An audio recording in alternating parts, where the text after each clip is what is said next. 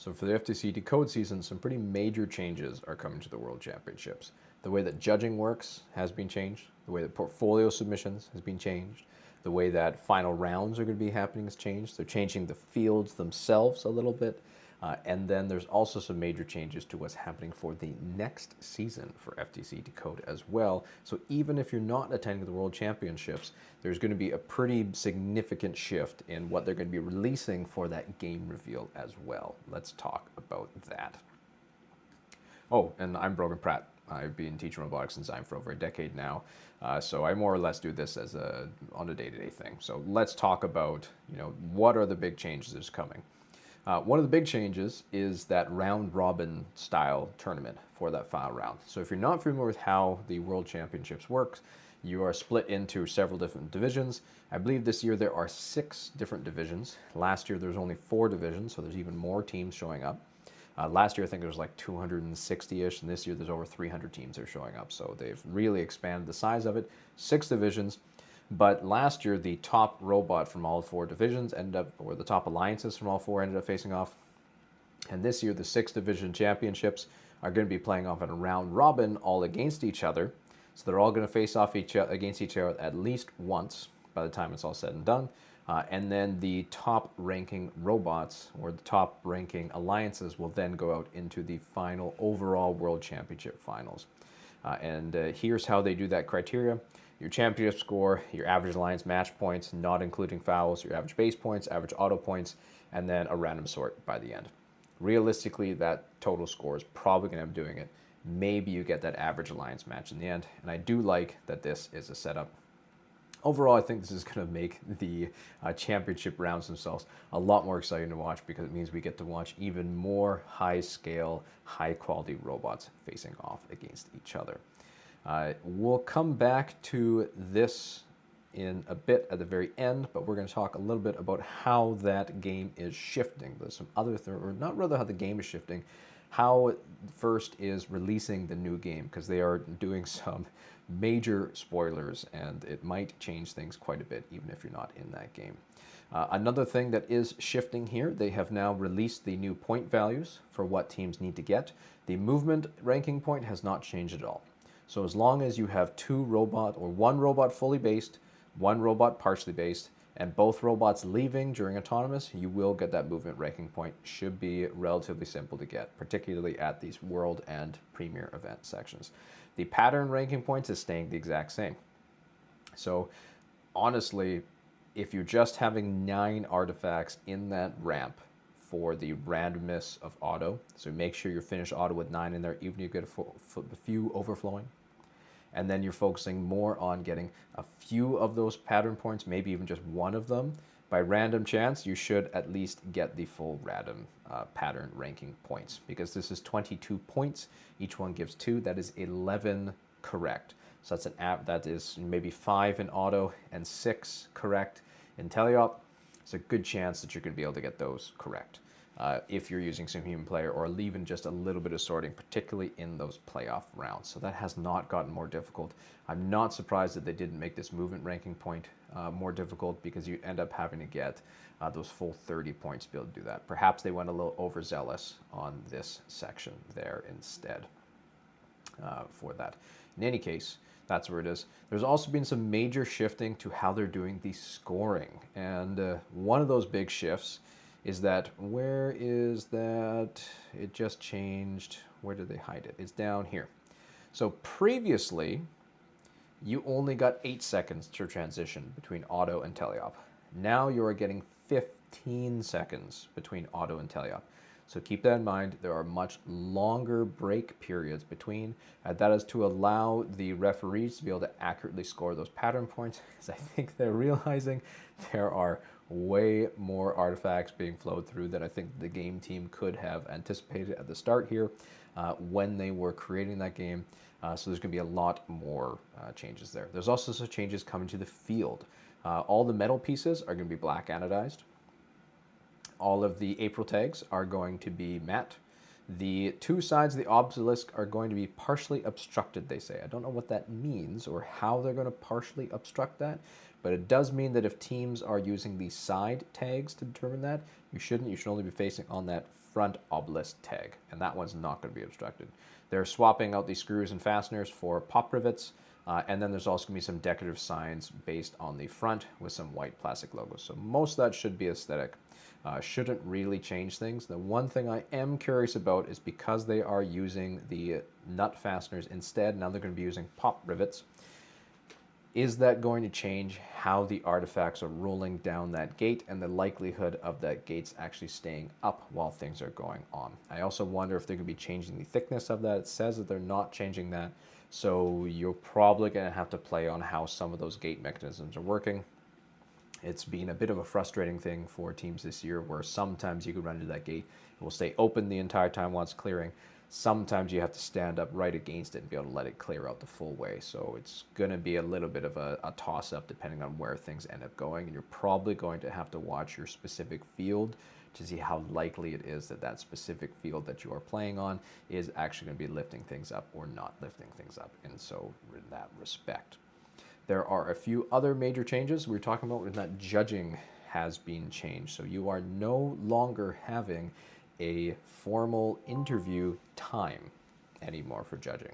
So for teams that have been to the World Championships before, now what is happening is rather than going to a separate room, judges are now coming to your pits. They're calling it a spontaneous connection. In that they're not scheduling their interviews in advance. I'm not sure how that's going to go over with judges just kind of walk around and showing up. You are still going to have those 10 minutes inside of it, and I would highly recommend that teams spend more time looking through this team update 29. There were some major changes in that section as well. There's some award modifications. One of the biggest changes there is that, of course, the judges are just showing up at your pit. In terms of the judging timeline, this is where you're doing your pit interviews on the Thursday, so they're just running around just to be able to find you, and they might be able to come back for additional information. Then Friday is when they're going to be doing those follow-ups, and Saturday is when they actually have those main meets, or they have their decisions, and that's where you have the actual playoffs. Now, another thing that is different with those judge interviews is that they're going to ask every single team the exact same two questions on top of any other additional questions that they're going to ask. Did your team have to make any compromises in your robot design? And then how did your team set your goals and strategies for the season? So they do say that you're going to have 2 judges coming by, and those judges are going to be split up into someone who's on the team attribute side. That's your sustain, that is your motivate, that is your reach. And then someone on that technical expert, that is your design, that is your innovation or innovate, and that is your control-based award. And of course, both of them factor in on that think-based thing. But you're going to have to make sure that you have a good answer as a team to these 2 main questions. Did you make any compromises? Something that engineers always have to do. And why did you make those compromises? And then how did your team set those goals and strategies? One of the biggest things I see teams missing is the why. Why did you make your changes? And there is a great lecture here on YouTube by Simon Sinek. Start with the why. I highly suggest you take a look at the Start with the Why here. It is a talk by Simon Sinek. It is a great path or a great video for you to think about why it is that you're making the changes that you are. So some major shifts there in the judging and how judging is going to come up. Another thing to keep in mind is that the portfolios have changed. You have to have submit your portfolio by 11:50 p.m. CDT, Central Daylight Time, on April 6th. So you have to update and upload those early. And I believe that your coach has to submit those for you as well. There are some very specific ways that coaches are expected to be able to do that. You can take a look inside this lead coach guide. There is a section in here on uploading portfolios and what it is that you need to do. So coaches have to do that as well. So keep that in mind. Now let's talk about the last big change here, and this one is perhaps the most controversial in my opinion, is how it's going to work on Saturday. And this is for everyone on Saturday, May 2nd, even if you're advancing the World Championships or you're not participating in the World Championships. It is more than just a game hint. They're going to be talking about some of next year's field elements and then talking about some of the robot skills you're going to need to be successful at that. It also means that some of first partners, whether that means Rev, whether that means Go Builda, or those larger kind of companies will also be releasing some resources as well. Now keep in mind, I'm not affiliated with FIRST in any way, shape, or form. I just happen to be a teacher and coach who likes teaching people about robotics. And I'll also probably be releasing a lot of different educational resources on those. Now they do say there's going to be plenty of surprises left for kickoff.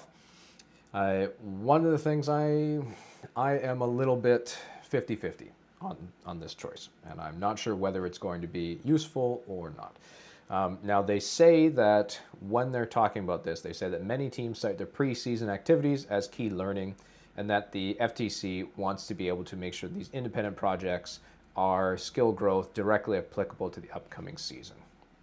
So they want teams to be a little more focused on what it is, the things that they're going to be learning on. And I understand the purpose of that. And it comes down to, when you think about FTC, is it primarily a learning-based goal, or is it primarily a competitive-based environment? Some of the things are always going to be things that teams are going to have to learn. Having a chassis, having some sort of lifting mechanism, having some sort of perhaps extension mechanism. There are definitely some skills that come up that are different every single year. Talking about some of next season's field elements, it's really going to depend on what field elements they decide to actually end up relating here. And this might be a great way of kind of leveling out that playing field for new members that come in, and it could be, but in my opinion, telling team members about what things are going to shift might end up taking it so that anybody that's new coming into FTC ends up being a little bit further behind already than they already are. So it does help they're getting a lot more resources out into the environment. One of the big challenges with that is, let's say you're a brand new team that's starting off in September. You don't really have a lot of time compared to a team that has spent a lot of time back since May and has been working on those specific game skills. And this is different, in my opinion, fundamentally, from teams that have spent time working on their skills from May until the kickoff in September, in that you have been developing your skills in CAD, developing your skills in program, but not specifically related to that game. And now when you have new teams starting up, and particularly fresh rookie teams starting up, you're going to be at an even further disadvantage because you have teams that have already built some of that.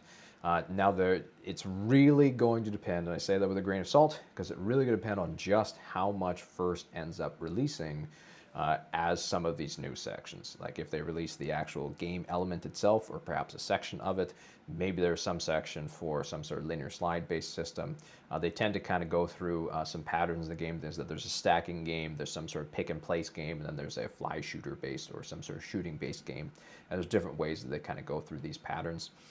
If you look through the history of FTC, there's only so many things that competitive robots of this form factor can realistically do. So that's really going to depend on just how much they end up releasing. I'm curious on your thoughts on what you think about them releasing this. As a teacher, it does make me a little bit more excited, because now there's some more kind of dedicated, directed resources that students can go. On the competitive side of things, I'm a little 50-50 on it, because it takes a bit of that novel engineering aspect out of it, and then you already kind of know where things are going. And it's quite surprising, and it's always surprising me just how many students can take certain ideas, certain modifications they've already run with, make some slight tweaks to them, and then make something that is quite competitive and quite strong and quite reliable right from a quick get-go. Now, they do talk about it's going to make some teams be able to head start in exploration and skill growth, but not a head start in building a high-level robot. That, again, it's really going to depend on just how much they end up releasing. They're also talking about veteran teams be able to publish new resources and share some existing resources inside those areas. Also a thing that is going to happen.